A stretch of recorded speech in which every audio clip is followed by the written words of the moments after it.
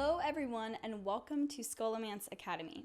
My name is Professor Straza and I'll be teaching charms and spellcasting. Today's lesson is about Spellburst, what it is and how to use it.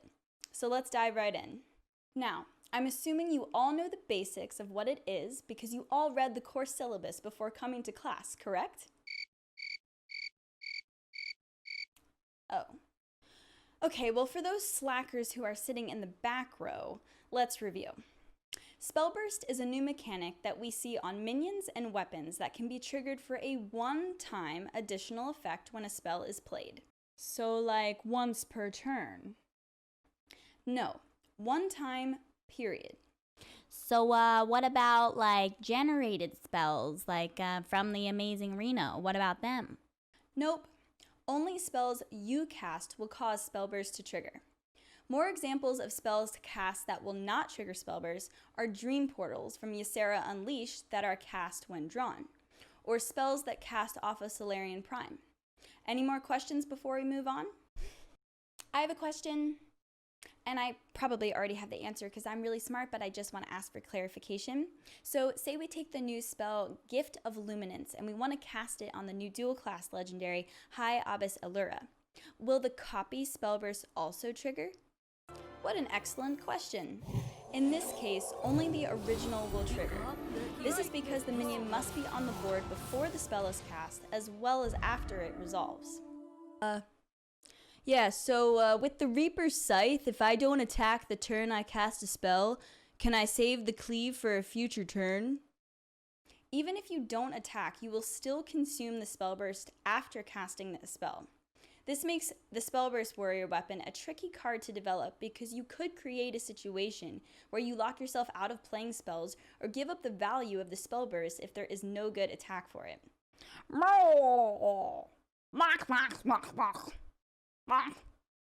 It is important to remember that Spellburst triggers after a spell is played. The minion must be on the board when the spell is cast and when it resolves. So if you cast Brawl and your Spellburst minion doesn't survive the Brawl, you don't get the effect. So now that we know how the mechanic works, let's talk about a few ways to use it optimally. The simplest would be to activate Spellburst the turn you cast the minion to guarantee it doesn't die before you get that sweet Spellburst value. But that might not always be the best for some Spellburst cards that are more situational, like Wretched Tutor or Crowlusk Barkstripper. Instead, if you are developing these onto an empty board, you can order your spell first as to not trigger the Spellburst, unless of course you are not planning on casting a spell at all. Then, just the threat of Spellburst the following turn will disrupt your opponent's choices on how they can develop their own board. Goody Two Shields is another Spellburst card you will want to plan around carefully, as she comes into play with a Divine Shield, and getting her to live long enough to Spellburst a second shield will be key to maximizing value when playing with her. And finally, remember that Spellburst triggers after a spell resolves. So if you play Forest Warden Omu into Innervate on turn 6, you will refresh back to 6 mana, not 7. This is because the Innervate will bring you to 1 out of 6 mana crystals, and then Omu will refresh you to 6 total.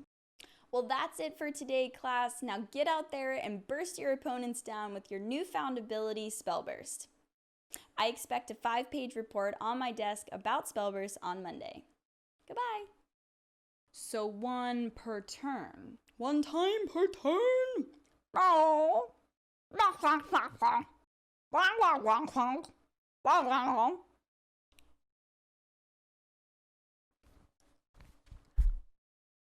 What about them? Oh my god, I've been recording.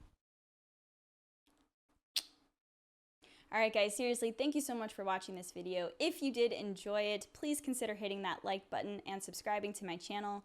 And I hope you guys have a great time playing the new expansion, Scholomance Academy. You can catch me streaming it live on twitch.tv/Alliestrasza. Thanks guys.